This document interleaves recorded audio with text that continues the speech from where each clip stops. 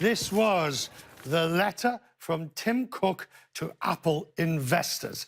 Today, we are revising our guidance. And he goes through in great detail the various reasons. And we're going to take this letter as the basis of understanding what is happening now. By and large, most of Apple's decline was pinned on global factors, not those related to the iPhone, replacement batteries, and those sort of things. We will deal with them in a moment. But factor one in the letter was the strong US dollar.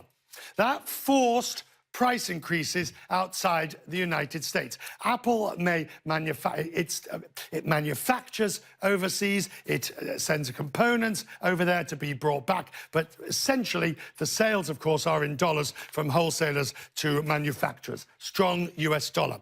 And then the second factor in the letter, the weakness in emerging markets.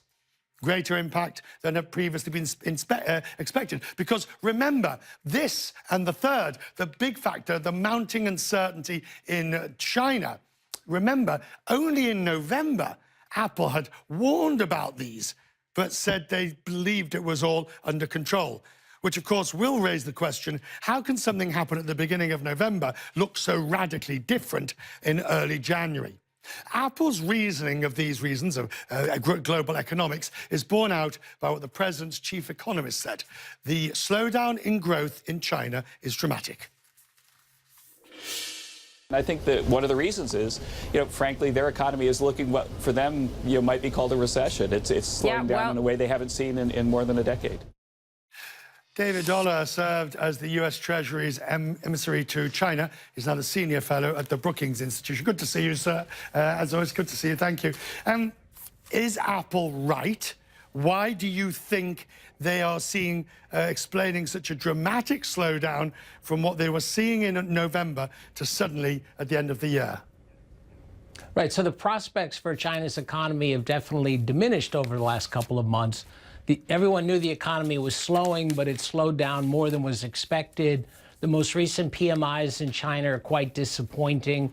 We don't have the fourth quarter data yet, but it seems there's quite a significant slowdown. You see it not just in Apple sales, you see it in automobile sales, for example. So it's broad-based. So I think the main thing that's going on is the Chinese economy slowing down. Let us pause then to ask ourselves why. A million times during the course of the day, I have said it, others have said it, you've just said it, the Chinese economy is slowing. Why is it slowing? Right, so the main reason is self-inflicted.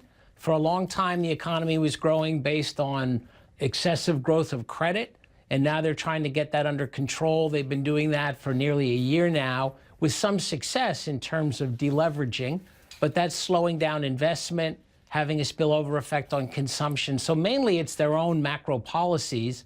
And then you add the trade war on top of that, and the trade war creates a lot of uncertainty. Hasn't had that much direct effect on the Chinese economy, but it's definitely undermining confidence. And I think now there's a worry that it's going to escalate. The trade war is going to escalate, and this is all just going to get more serious. We'll pause for a second to listen to what Tim Cook said on that very point. As we look at what's going on in China, it's clear that the economy began to slow there for the second half. And what I believe to be the case is the trade tensions between the United States and China put additional pressure on their economy. These trade tensions and these trade measures, there's the tariffs in place, I mean, they seem to be taking an effect or having an effect much more quickly than usual. Well, I think it's interesting that whatever's happening with Apple can't be directly related to the tariffs because, there's no tariff involved in this case of Apple's sales in China. So this really has to be coming from the slowdown of the economy and maybe the indirect effect of the trade war. Now, it's also interesting, you mentioned at the top of the hour that the U.S. manufacturing PMIs were very disappointing, and that is probably some of the direct effect of the trade war. A lot of what we import from China are parts and components, and that's what's being taxed, and so that seems to be affecting U.S. manufacturing. But so far, the direct effect should be small, and I think we're getting sentiment more than anything. And that sentiment is keeping consumers, as Tim Cook said, when they go into the shops, when they go, that sentiment is keeping consumers away from spending. But from the Chinese perspective, since you are an expert in that area, how are they now viewing this trade war? And are they prepared, in your view, to see this through? Since, from what I understand, they're going to bear the brunt of the pain. Well, at the moment, it looks like the U.S. economy is absorbing some of the pain as well. So it's bad for both sides, but clearly has the potential to be very serious for China.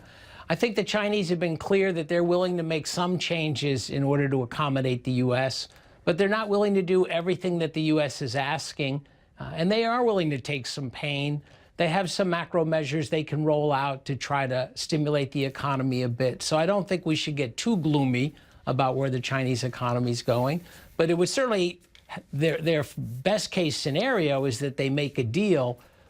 I think they're willing to do a fair amount to make a deal, but they're not willing to do everything the U.S. wants. David, we have much more that we can and will in the future discuss. And as this trade hopefully doesn't get too much worse, but if it does, hopefully you'll be with us to help us understand what's going on. We much appreciate your time. Okay, thank you. Good.